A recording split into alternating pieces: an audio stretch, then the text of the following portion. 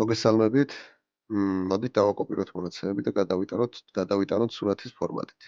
დავაკოპირეთ ჩემი სასურველი მონაცემები. ახალი შიტი გავხსენი.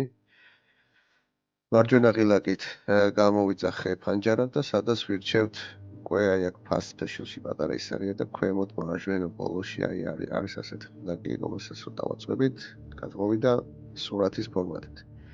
აღნიშნული სურათის ფორმატი შემიძლია დავაკოპირო და გადავიტანო მეილში და გავუგზავნო ჩემს სასურველ ადრესატს. ერთად აქ ჩავუსვოთ, გადავა სურათის ფორმატში. სურათის ფორმატში გადადის. ასევე არის ეს დინამიური, თუ ჩვენ თავარ ცხრილში შევცვლით მონაცემს, მაგალითად 200-ის მაგალითად თუ ჩავწერა 130-ს, ჩემს დაკოპირებულში შეიძლება მონაცემი.